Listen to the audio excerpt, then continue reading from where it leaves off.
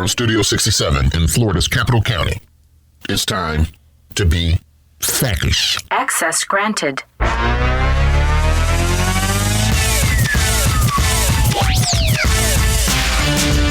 people, week 2 is a wrap. It's busy this week. It was FAC Legislative Day. Some big bills up, 280 and 620. And we're almost fully staffed here in public policy. Next week's podcast, we will have a new special guest. We'll keep his name a secret.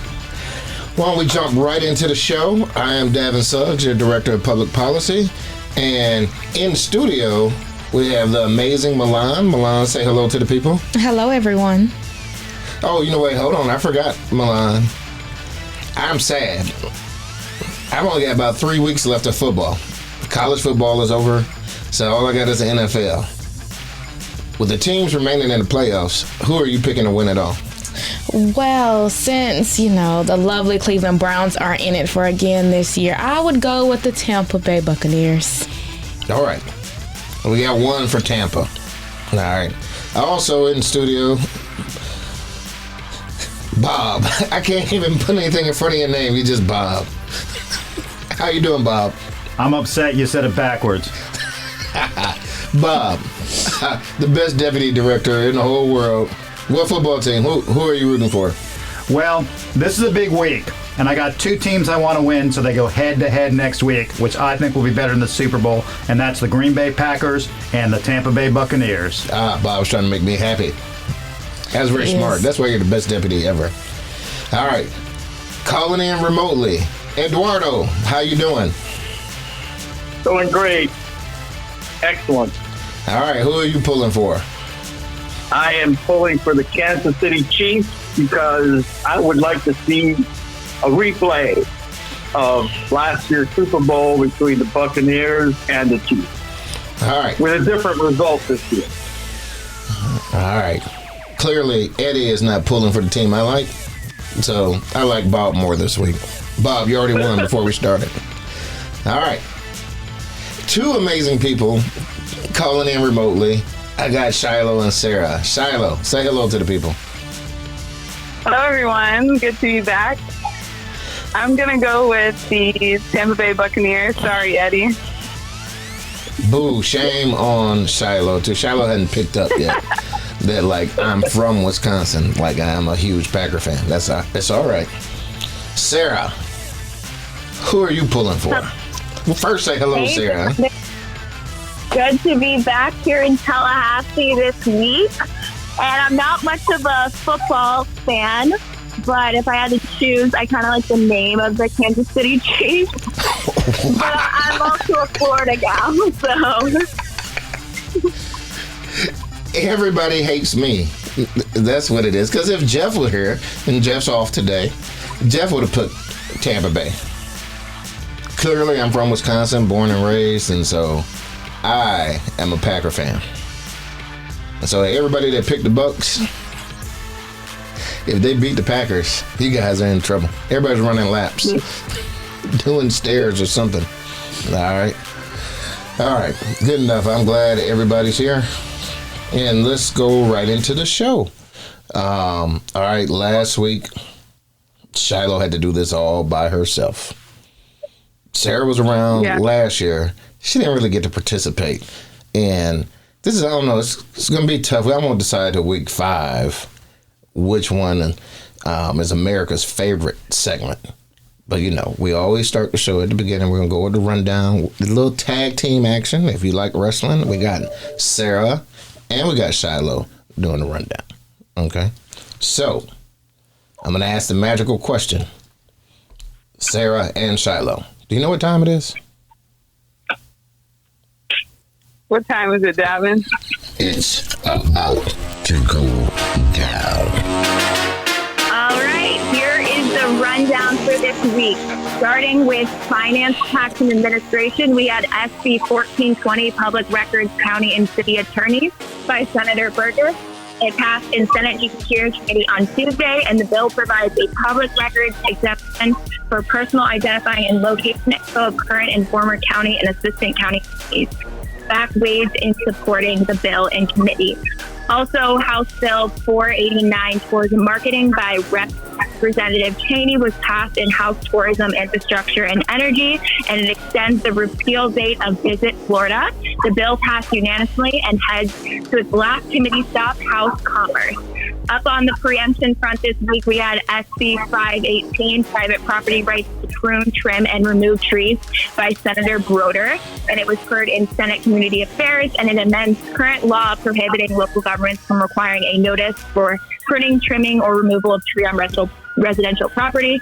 If a property owner obtains documentation, that House companion has not been heard. And lastly, in Community and Urban Affairs, we had House Bill 851, School Concurrency by Representative McLean. It passed unanimously in House Local and Administration and Veterans Affairs Subcommittee. And the companion legislation, Senate Bill 706 by Senator Perry, is on the agenda to be heard in Senate Community Affairs on Tuesday, January 25th. Over to you, Shiloh. All right, thanks, Sarah. In the environmental world, we had the seagrass mitigation efforts, which continue to move forward in the Senate, with Senate Bill 198 by Senator Ana Rodriguez. The House companion, House Bill 349, Water Resources Management by Representative Overdorf, was last heard in December. Then we had some more support for the Land Acquisition Funds, which was unanimous in the Senate, which was Senate Bill 1400 by Senator Burgess. So this bill is going to provide an annual appropriation of $20 million to the Department of Environmental Protection.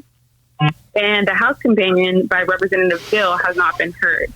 For all things in health, safety, and justice, Senate Bill 7014 by Judiciary was read for the final time this Wednesday.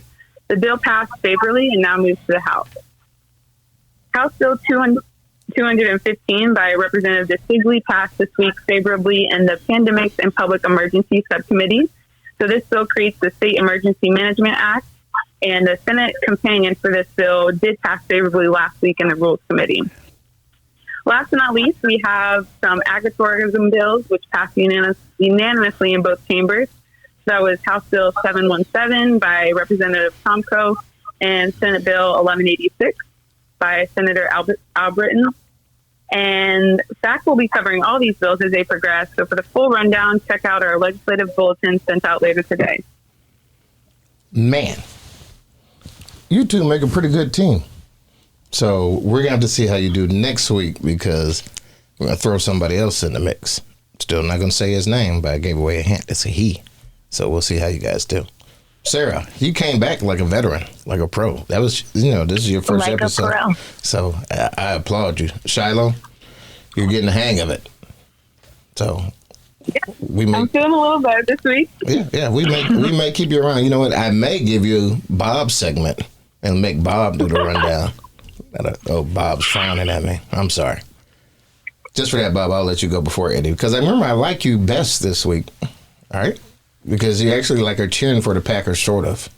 But I think you're cheering for the Packers to play the Bucs so the Bucs can beat the Packers. So I hope for great games.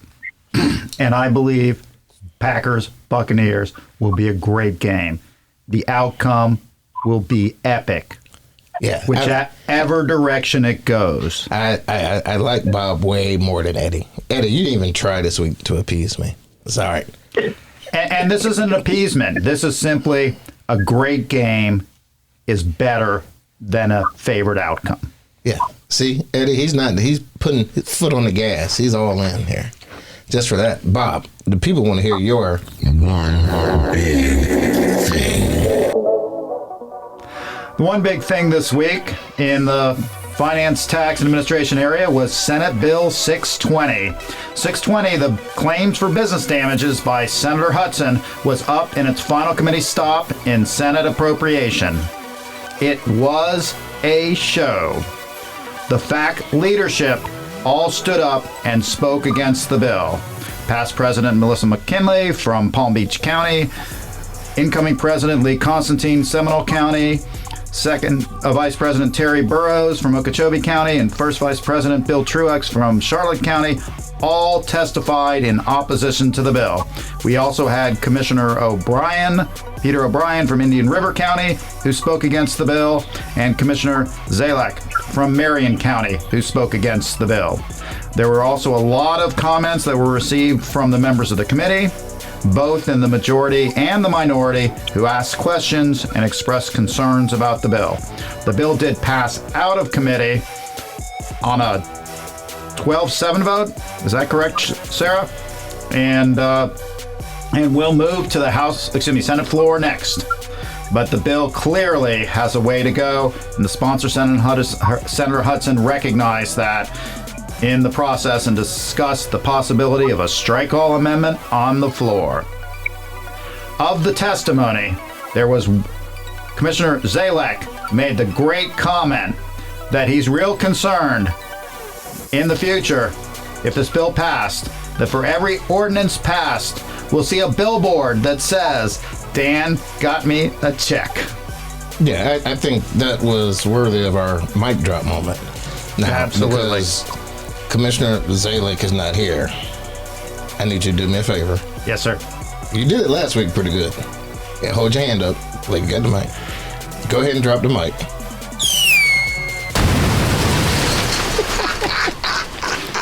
I love the way Bob drops the mic.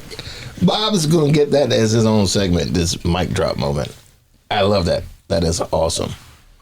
All right, Eddie, you are in the doghouse. Yes, sir. You are in the doghouse, buddy. So Bob's rooting for the Packers. Bob has got mic drop on lock here. So, I'm gonna give you a chance. Your one big thing is coming up right here. I'm gonna let you talk about two bills. Okay? All right. But you got 4 minutes. Two bills, 4 minutes, not 20 minutes. Okay? I don't want to have to cut anything out. Like last week, the people only heard like a fraction of what you said. So everything you say, I wanted to make it to the final cut. All right. So Eddie, here I'm gonna lead you in. The people want to hear. By the way, yes, sir. Go ahead. Yes. I just want to make sure that you understand that Bob is not rooting for the Packers. He's just saying that the Packers will play the Bucs, but he's going to root for the Bucs. Is he? So he's not doing you any favors. Man.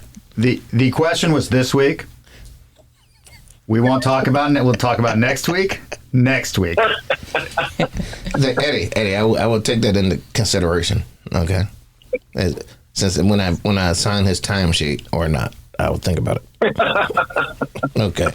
Eddie, the people want to hear your one big thing. All right, thanks, Davin.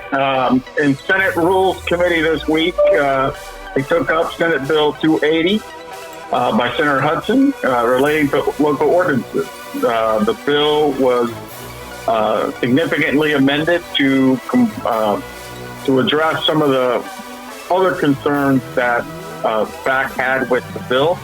In particular, they removed certain factors that a court must consider when there's a challenge to a local ordinance, returning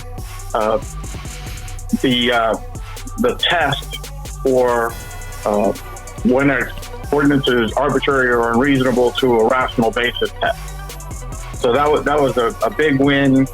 We also saw the amendment eliminate the substantive review of the business impact estimate that's required in the bill.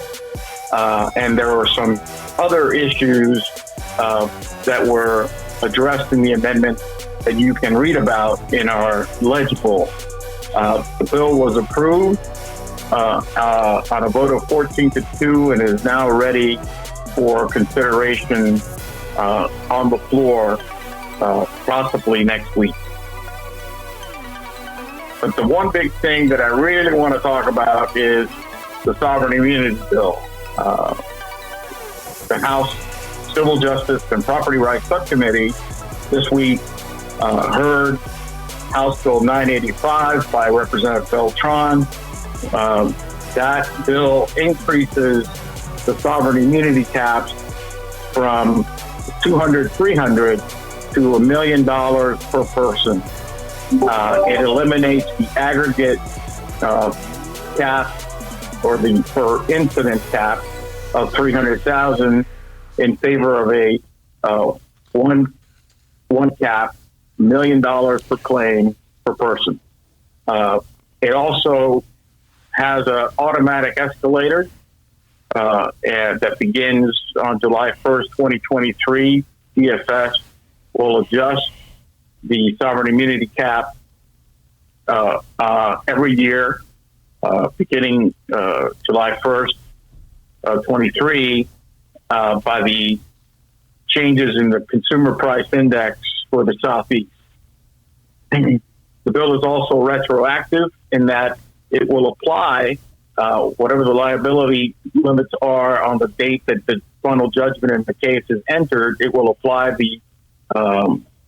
regardless of when the case is filed, it will apply the new limits. So a case that was filed last year under the limits of 200, 300, if the final judgment isn't entered in that case until after the new caps take effect, the new caps will apply. The bill also waives the statute of limitation for sexual battery claims filed against the state agencies or local governments. And those claims, if the victim was under the age of 16, will be able to file their claim at any time and commence the civil action at any time. Yeah, Eddie, I wish sometimes that we had somebody on staff that was good with numbers and understand economics. Maybe next year I'll look for that. No, I'm sorry, Bob. I didn't see you there. I want to revise my earlier answer. I'm sorry. Eddie said that you were lying to me. You're not really rooting for the Packers, so I decided to take a shot at you. I'm sorry. I'm rooting this week. Okay. Bob, I take it back. You're very good with numbers and the economy. Okay. Maybe one day you'll get that PhD that we talked about. No. Okay. All right. Moving on. All right. Now, I want to serve notice. First, let me say I believe the competition is good. So, Sarah and Shiloh, you guys did pretty good. But still standing like America's favorite segment of our show is the one coming up. So you guys got a benchmark to shoot for, and you're going to get an extra teammate next week. Bob, you know what segment I'm talking about? Do you know? Bob? No. You don't? I have not seen the stats on America's favorite. Man, you can't come in the studio anymore. And somebody dropped their phone. It's all right. Oh, it wasn't Bob. So not a mic drop. No, it wasn't a mic drop. That was a phone drop. All right. America's been waiting on smoke. This week's data point would be on resilient Florida. Resiliency has become a primary focus for Florida's leaders as they confront the challenges of statewide flooding and sea level rise. Last year, the legislature passed SB 1954 and HB 7019, formerly known as the Resilience Act. The act created the Resilient Florida Grant Program within the Florida Department of Environmental Protection, allowing counties and municipalities to apply for grants to address environmental issues. Governor DeSantis, in partnership with DEP, has released a 3-year flooding and sea level rise resilience plan, allocating over $270 million to 76 projects in the state. Approximately 29.38% of the funds were allocated to county resilient projects, while 45.38% were apportioned to municipalities, 18.21% to the St. Johns River Water Management District, and 7.02% to miscellaneous projects. FAC Star of the week will be Leon County. Leon County hosted FAC's first Innovation Day.